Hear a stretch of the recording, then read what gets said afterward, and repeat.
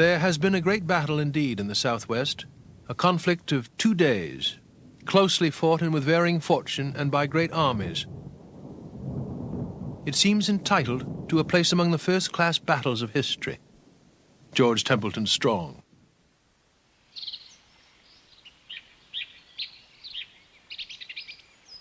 It was fought in early April. The trees were leafed out, and the roads were meandering cow paths. Nobody knew north from south, east from west. They'd never been in combat before, most of them, especially on the southern side. So it was just a disorganized, murderous fistfight. 100,000 men slamming away at each other. In early April, as McClellan continued to sit in front of Yorktown, 42,000 Union troops under General Ulysses S. Grant were encamped on the west side of the Tennessee River near Pittsburgh Landing. Grant's invasion of Tennessee had practically cut the state in two, and now he was waiting for Don Carlos Buell's Army of the Ohio to join him. Their combined forces were then to plunge into the heart of Mississippi. But Buell was late, and at Corinth, Mississippi, 22 miles away, the commander of the Western Department of the Confederate Army, Albert Sidney Johnston, saw no reason to wait. Their armies were still evenly matched, and he would attack and end Grant's invasion. "Tonight we will water our horses in the Tennessee," Johnston told his staff officers on the morning of April 6. The Confederates quietly moved toward the Union lines. It was a most beautiful morning. It really seemed like Sunday in the country at home. The boys were scattered around camp, polishing and brightening their muskets and brushing up and cleaning their shoes, jackets, and trousers for inspection. Private Leander Stillwell.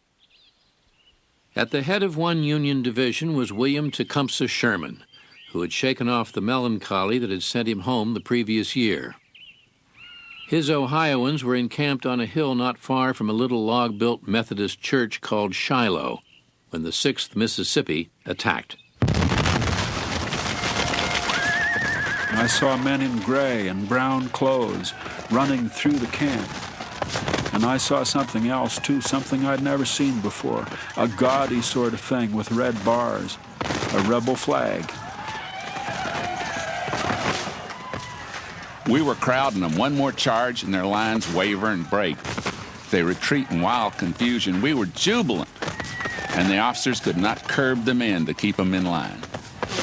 Sam Watkins. The battle extended along a 3-mile front.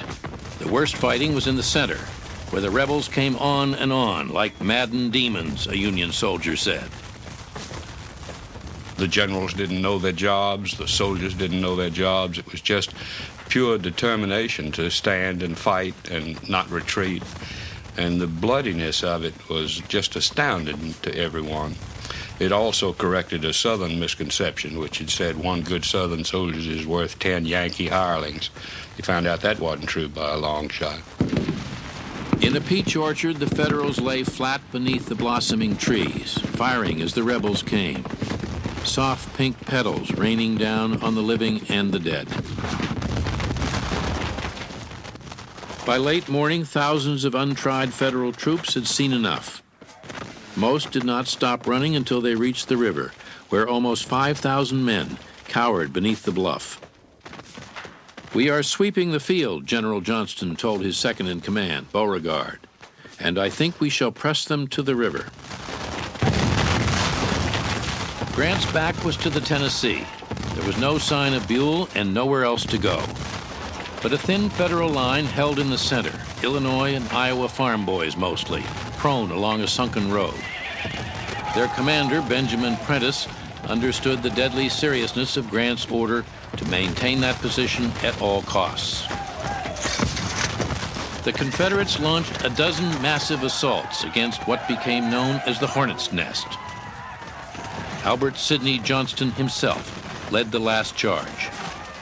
He came out of it with bits of his clothing nicked all up. One boot sole was shot in half, and he flapped his on horseback there and said, "They didn't trip me up that time." And very soon after that, they saw him reel in the saddle and realized he was hurt. And someone said, "General, are you wounded?" And he said, "Yes, and I feel seriously." And he was shot behind the knee in the femoral artery, I suppose, and bled to death. They saw blood coming out of his boot. And he could have been easily saved with a tourniquet, but he had sent his surgeon off to take care of some federal prisoners.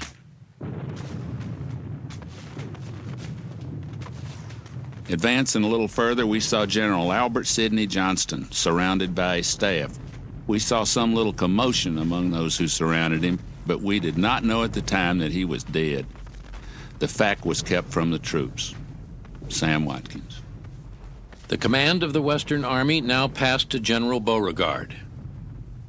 Albert Sidney Johnston was looked on by many people at the time of Shiloh, and especially before Shiloh, while he was holding that line up in Kentucky, as the South's #1 field soldier. Jefferson Davis viewed him as that, and when he lost Albert Sidney Johnston, he said, "I realized our strongest pillar had been broken."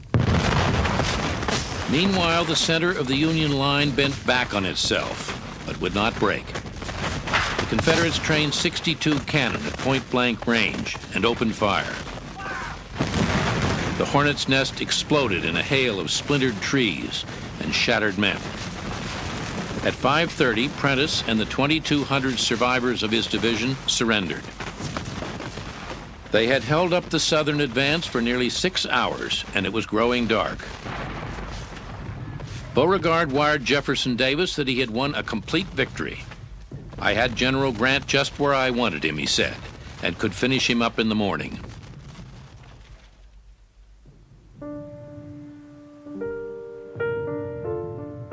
Everywhere, wounded men lay in agony.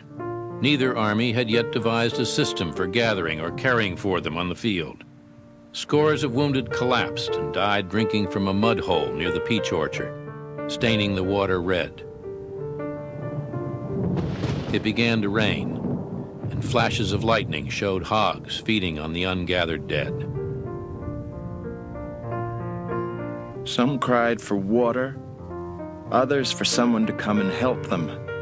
I can hear those poor fellows crying for water.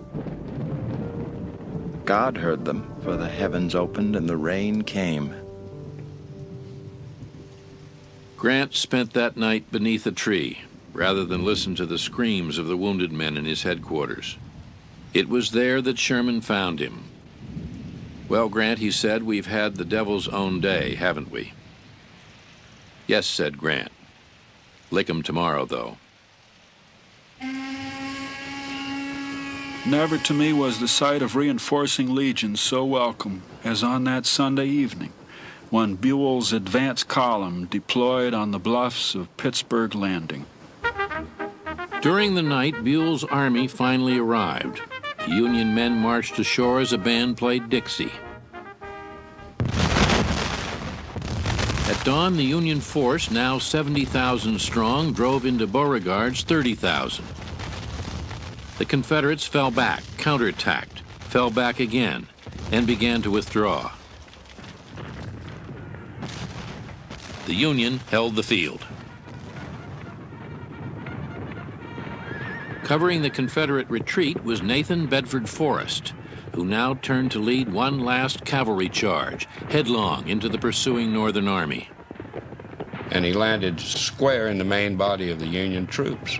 He was surrounded by one gray uniform in a sea of blue. And they began to holler, "Kill him, kill the goddamn rebel, knock him off his horse." And one soldier did stick his rifle out into Forrest's side and pulled the trigger and lifted Forrest clear of the saddle with the impact of the bullet. And Forrest, meantime, was slashing with his saber. His horse was kicking and turning. And Forrest sawed him around and got him clear and took off. And they were shooting after him, so he reached down and grabbed one Union soldier and swung him up behind him on the crupper of the horse to use as a shield. And when he got out of range, he threw the man off and rode back to join his command. That was the last shot fired in the Battle of Shiloh. The ground, Grant said, was so covered with dead that it would have been possible to walk across the clearing in any direction, stepping on dead bodies without a foot touching the ground.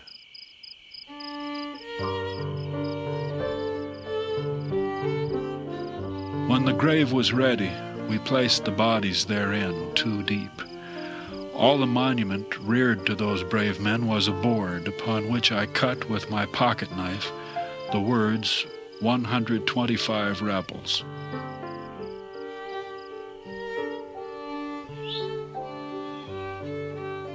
"2,477 men were killed at Shiloh. There were 23,000 casualties overall, more than all the American casualties in all previous American wars combined. And it was only the beginning." Shiloh had the same number of casualties as Waterloo, and yet when it was fought, there were another 20 Waterloos to follow. And Grant, shortly before Shiloh, said, "I consider this war practically over. They're ready to give up." And the day after Shiloh, he said, "I saw that it was going to have to be a war of conquest if we were to win."